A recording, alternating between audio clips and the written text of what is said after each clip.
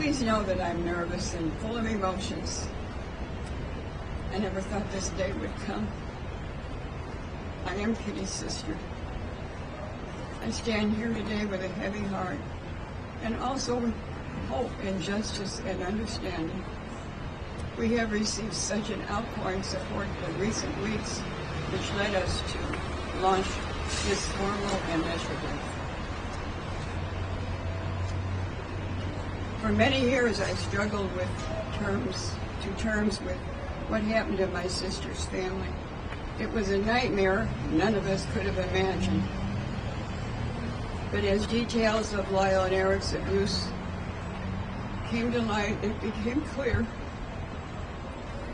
that their actions, while tragic, were the desperate response of two boys trying to survive the unspeakable cruelty of their father. As their aunt, I had no idea of the extent of the abuse they suffered at the hands of my brother-in-law. None of us did. But looking back, I can see the pure intention that their father had instilled on them. They were just children who could have been protected and were instead brutalized in the most horrific ways.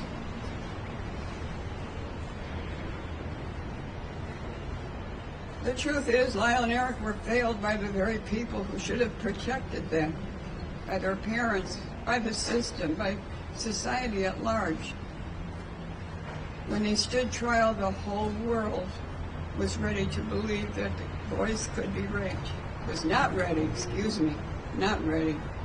The whole world was not ready to believe boys could be raped, or that young men could be victims of sexual violence. Today we know better. We know that abuse has long-lasting effects, and victims of trauma sometimes act in ways that are very difficult to understand.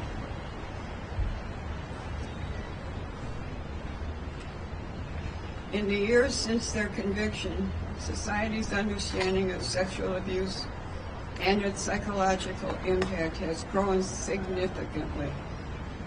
We understand that a person doesn't need to fit a specific mold, whether it's gender or socioeconomic status, in order to experience abuse.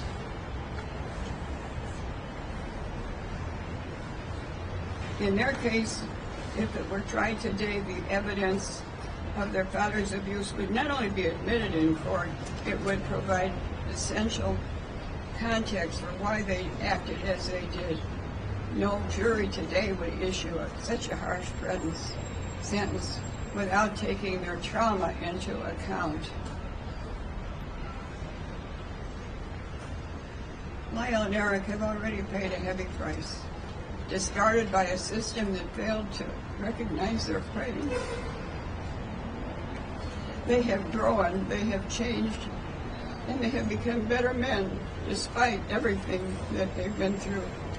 It's time to give them the opportunity to live the rest of their lives free from the shadow of their past. While I recognize it is election season, this isn't about us or about the politics.